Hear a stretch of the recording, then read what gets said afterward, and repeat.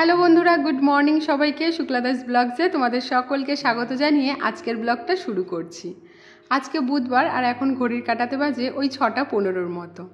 এই বাড়িতে আমার সকাল হয় ভোর 5:30টায়, আর আমার আগে শ্বশুর শাশুড়ি বর সবাই উঠে পড়ে।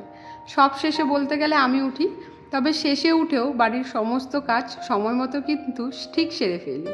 সৌভিক 6টায় কাজে বেরিয়ে পড়ে, তাই আগের দিন রাতে তরকারিপাতিগুলো করে ফ্রিজে ঢুকিয়ে রাখি।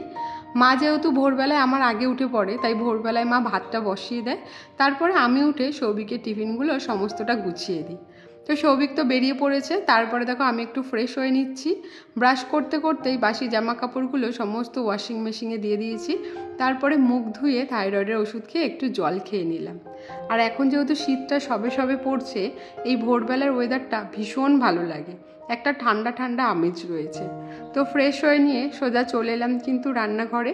ওদিকে বিন্দিদিও চলে এসেছে কাজ করার জন্য, আর এখন কিন্তু 7টার মধ্যে বিন্দিদি চলে আসে।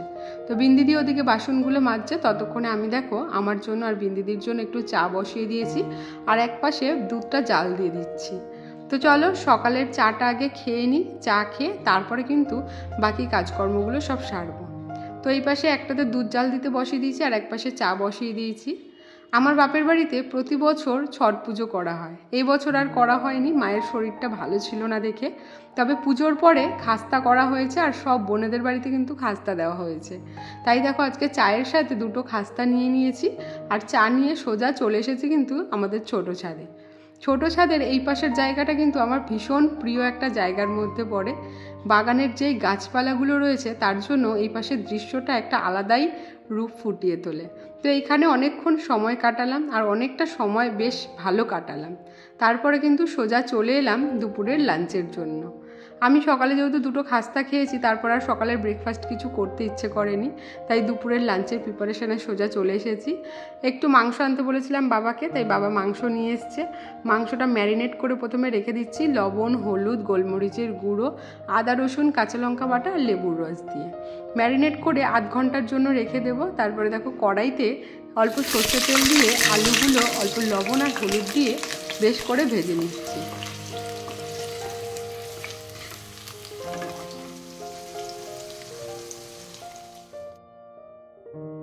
আজকের চিকেনটা খুব বেশি রিচ করব না, একদম সিম্পল করব, অল্প মশলা দিয়ে পাতলা ঝোল মতো করব। তো এদিকে দেখো আলুগুলো লাল লাল করে ভাজা হয়ে গেছে, আলুগুলো এখন তুলে নিচ্ছি।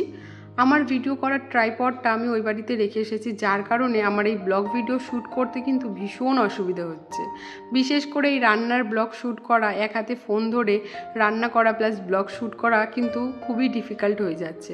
তো কি আর করা যাবে, যেদিন বাড়িতে যাব সেদিনই ট্রাইপডটা নিয়ে আসবো, ততদিন কিন্তু আমাকে এভাবেই ভিডিও শ্যুট করতে হবে। তো যাই হোক আলুগুলো দেখো ভাজা হয়ে গেছে। তারপরে ওই কড়াইয়ের তেলেই গোটা গরম মশলা, শুকনো লঙ্কা, তেজপাতা, সোমবার দিয়ে পেঁয়াজটা ভেজে নিলাম হালকা লালচে করে। আর আমি 3টে মিডিয়াম সাইজের পেঁয়াজ এখানে কুচিয়ে ভেজে নিয়েছি। তারপরে চিকেনটা দিয়ে দিচ্ছি, আর চিকেনটা বেশ করে 2 থেকে 3 মিনিট নাড়াচাড়ার পরে একটা বড় সাইজের টমেটো কুচিয়ে আমি দিয়ে দিয়েছি। আবারও 2 থেকে 3 মিনিট ভালো করে নাড়াচাড়া করে আমি ঢাকনাটা চাপা দিয়ে দেবো 10 মিনিটের জন্য। তো 10 মিনিট রান্না করার পরে বেশ দেখো চিকেনের থেকে অনেকটা জল ছেড়েছে। তো এখন গ্যাসের ফ্লেমটাকে একদম হাইতে রেখে এই জলটাকে টানিয়ে নেব। তো 2 থেকে 3 মিনিট কষিয়ে তারপরে হচ্ছে মশলাগুলো দিয়ে দেবো। আর মশলার মধ্যে কিন্তু ওই 1 চামচ জিরের গুঁড়ো, 1 চামচ ধনের গুঁড়ো আর 1.5 চামচের মতো লঙ্কার গুঁড়ো দিয়েছি। আদা রসুন বাটার সাথে যেহেতু কাঁচা লঙ্কা অনেকগুলো বেটে দিয়েছি, তাই লঙ্কার গুঁড়োটা আমি এখানে 1.5 চামচের মতো ব্যবহার করেছি। তো সব মশলাগুলো দিয়ে এখন আবারও কিন্তু 2 থেকে 3 মিনিট ভালো করে কষিয়ে নেব। তো কষানো হয়ে গেলে তারপরে চিকেনের মশলাটা দেব। চিকেনের মশলাটা দিয়ে আবারও 2 থেকে 3 মিনিট কষিয়ে নিয়ে আমি গরম জল দিয়ে দেব। আর এই যে কষাতে কষাতেই কিন্তু মাংস আমার অলরেডি অনেকটা সেদ্ধ হয়ে গেছিলো। তো তারপরে জল দিয়ে 5 থেকে 10 মিনিট ফুটিয়ে নিয়েছি। তো দেখো আমার চিকেনটা কিন্তু একদম রেডি হয়ে গেছে।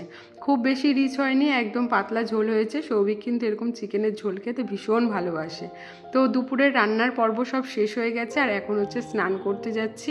আর এই শীতকালে চেষ্টা করি একদম খুব তাড়াতাড়ি স্নানটা সেরে নেওয়ার। 12টা থেকে 12:30টার মধ্যে আমি স্নান সেরে নিই, না হলে কি বলতো যত দেরি হয় না তত বেশি আলসেমি লেগে যায়। স্নান সেরে চলে এলাম আয়নার সামনে একটু স্কিন কেয়ার করার জন্য। স্কিন কেয়ার বলতে ওই একটু ময়েশ্চারাইজার লাগাই আর একটু সিঁদুর যা পরি। তো চলো এখন হচ্ছে একটু স্কিন কেয়ার করে নিই, তারপরে হচ্ছে দুপুরের খাওয়া দাওয়াটা সেরে নেব। শাশুড়ি মায়ের দেখা দেখি কয়েক মাস ধরে আমিও এই ল্যাকমির ময়শ্চারাইজারটা ব্যবহার করছি। আর সত্যি বলতে এই ময়শ্চারাইজারটা এতটাই ভালো কি বলবো, আমার স্কিনে তো বেশ ভালোই স্যুট করে গেছে। এর আগেও আমি অনেকগুলো ময়শ্চারাইজারই ব্যবহার করেছি, তবে প্রত্যেকটা ময়শ্চারাইজার লাগানোর পর দেখতাম স্কিনটা কেমন অয়েলি একটু থাকতো। তো এই ময়শ্চারাইজারটা লাগানোর পর কিন্তু সেরকম কিছুই মনে হয় না, বরং কিন্তু স্কিনটা ভালো গ্লো করে আর গন্ধটাও কিন্তু বেশ সুন্দর। তো ময়শ্চারাইজার লাগানোর পরে একটু সিঁদুর পরে নিচ্ছি, আর ফোন দেখে সিঁদুর পরছিলাম দেখে সিঁদুরটা একটু টেরা ব্যাকা হয়ে গেছিলো, তাই আবার দেখো আয়না দেখে একটু ঠিক করে নিলাম আর একটু সিঁদুরের টিপ পরে নিলাম। বাড়িতে যখনই থাকি তখনই কিন্তু সিঁদুরের টিপটাই পরি, বাইরে কোথাও বেরোলে তখন একটু ওই আর্টিফিশিয়াল টিপ পরি। তো সিঁদুর পরা হয়ে গেলে তারপর চুলটা এখানে ভালো করে শুকিয়ে নিচ্ছি। শীতকালে না এই চুলটা শুকাতে চায় না, আর চুল না শুকালে মাথা প্রচণ্ড যন্ত্রণা করে। তো সেই কারণে চেষ্টা করি ওই কারণেই যে স্নানটা আগে সেরে নিই যাতে চুলটা তাড়াহুড়ো করে শুকিয়ে যায়। তো দেখো এখানে রেডি হয়ে নিয়েছি, আর এটাই দেখছিলাম আয়নাতে যে চুলটা আমার একটু বেশ বড় হয়েছে। যদিও বা চুলের প্রতি কোনো টান নেই, তবে দেখা যাক এবার চুলটা ভাবছি একটু বড় করব। তো স্কিন কেয়ার করার পরে চলে এলাম কিন্তু দুপুরের লাঞ্চ নিয়ে। আর আজকে দেখো দুপুরের লাঞ্চে কী কী ছিল, এই যে চিকেনের ঝোল, আমি 2 পিস আলু নিয়েছি আর 2 পিস চিকেন নিয়েছি, তার মধ্যে লেগ পিসটাও নিয়েছি। আর এটা হচ্ছে গাঠি কচুর খোলা বাটা। তোমরা হয়তো অবাক হচ্ছ, কিন্তু সত্যি বলতে এটা কিন্তু দারুণ একটা খাবার, আমার তো ভীষণ ভালো লাগে। আমি ভাত দিয়েও খাই আবার রুটি দিয়েও খেয়ে নিই, তো আমার এতটাই ভালো লাগে। অন্য একদিন তোমাদের সাথে এই গাঠি কচুর খোলা বাটা অবশ্যই শেয়ার করব। আর ছিল হচ্ছে পুঁই শাকের তরকারি। তো চলো এখন হচ্ছে দুপুরের লাঞ্চটা আগে সেরে নিই।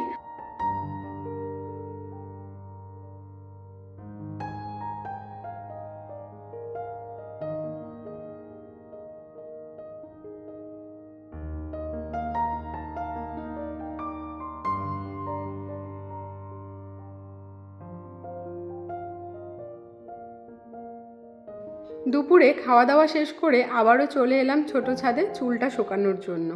দুপুরের পর এমনিতেও কোনো কাজবাজ থাকে না, তাই হয় বসে টিভি দেখি আর না হলে ঘুমিয়ে পড়ি। আজকে আর টিভি দেখতে ইচ্ছে করলো না, তাই ভাবলাম ছোট ছাদে কিছুটা সময় কাটিয়ে তারপর একটু ঘুমিয়ে পড়বো। এমনিতেও মাথাটা ধরেছে, এখন যদি না ঘুমোই সন্ধেবেলায় আরও মাথা যন্ত্রণা করবে। তো দুপুরের পর আর কোনো ব্লগ শ্যুট করা হয়নি। এখন দেখো 10:30 বাজে, সৌভিক বাড়িতে চলে এসেছে। আসলে ও ফোন করে বলেছিল যে রাতে কোনো রান্না করতে না, ও বাইরে থেকে খাবার নিয়ে আসবে, তো সেই কারণে আর রান্নাবান্না কিছুই করিনি। তো চলো দেখা যাক যে কি কি খাবার নিয়ে এসেছে। প্রথমেই দেখো একটা ছোট্ট বাক্স খুব সুন্দর গিফট প্যাক করা ছিল, তো সেটাই খুললাম। আর এর মধ্যে ছিল 2টো বড় বড় সাইজের একদম লাড্ডুগুলো দেখতে এত সুন্দর লাগছিল, বাদাম পেস্তা সব কিছু দিয়ে সাজানো ছিল। তো আমি যেহেতু মিষ্টি খুব একটা খাই না, তাই সৌভিকই খাবে এই লাড্ডুগুলো। তারপরে টিফিন বাটিতে লুচি ছিল, আলুর তরকারি ছিল, আর এরকম একটা দেখো খাবারের পুরো প্যাকেট করা ছিল, সেটাই এখন পুরো কাটছি। আর এর মধ্যে ছিল কিন্তু জিরে রাইস, পনিরের তরকারি, রাজমা ডাল, আলুর দম, তারপর পাঁপড়, চাটনি, মিষ্টি। তো এগুলো সব হচ্ছে ও যেখানে কাজ করে সেখানে আজকে পুজো ছিল, সেই উপলক্ষে ওদেরকে সবাইকে দিয়েছে। আর সৌভিক যেহেতু দুপুরে চিকেন করেছিলাম সেই চিকেনটা দিয়ে ভাত খাবে, তাই এগুলো কিন্তু আমরা খেয়ে নেবো, আমাদের রাতের ডিনার হয়ে যাবে। তো বেশ তো ভালোই ডিনারের আয়োজনটা হয়েছে। তো চলো আমি একটু খেয়ে দেখলাম, আর সত্যি বলতে আমার তো একদম পছন্দের পনিরের তরকারিটা বেশ ভালোই হয়েছিল জিরে রাইসের সাথে। তো চলো বন্ধুরা, আজকের ভিডিওটা তাহলে এখানেই শেষ করব আমি। আর ভিডিওটা যদি তোমাদের ভালো লেগে থাকে তাহলে একটা লাইক কমেন্ট শেয়ার করে দিও, চ্যানেলটিকে সাবস্ক্রাইব করে দিও। Good night.